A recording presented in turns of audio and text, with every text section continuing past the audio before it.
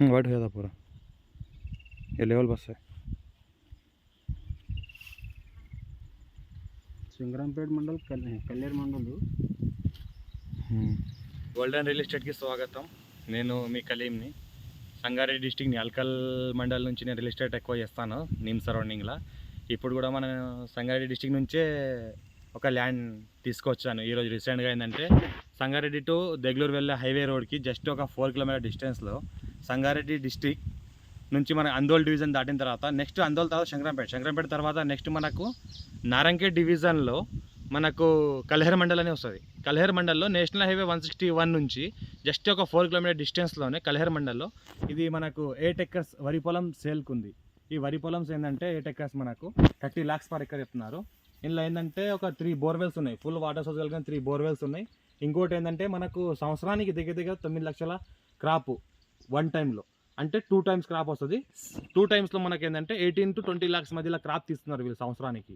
ఏంటంటే మనకు మంచి కల్టివేషన్ చేసిన భూమి, మంచి ఆల్ క్రాప్ సూటబుల్ ల్యాండ్. ఇంకోటి ఆల్ టైప్స్ మనకు క్వాలిటీ, ఆల్ టైప్స్ విత్తనాలు హైబ్రిడ్ వేసిన ఇందులో వరి పంట పండేటట్లు సూటబుల్ ఉన్న ల్యాండ్ ఇది. అంటే ఏ రకమైన వరి విత్తనం తీసుకొచ్చి వేసినా సూటబుల్. ఇంకోటి ఏంటంటే మొక్కజొన్న కూడా పండించుకోవచ్చు. మామూలు టైంలో ఏంటంటే వేరే పొలాలు కూడా వేసుకోవచ్చు. ఇంకో విషయం ఏంటంటే ఇప్పుడు జస్ట్ ఇది 4 months క్రాప్, ఇంకొక 2 months తగులుతుంది. 2 monthsలోనే ఇంత మంచి, 4 monthsలోనే ఇంత మంచి క్రాప్ వచ్చింది.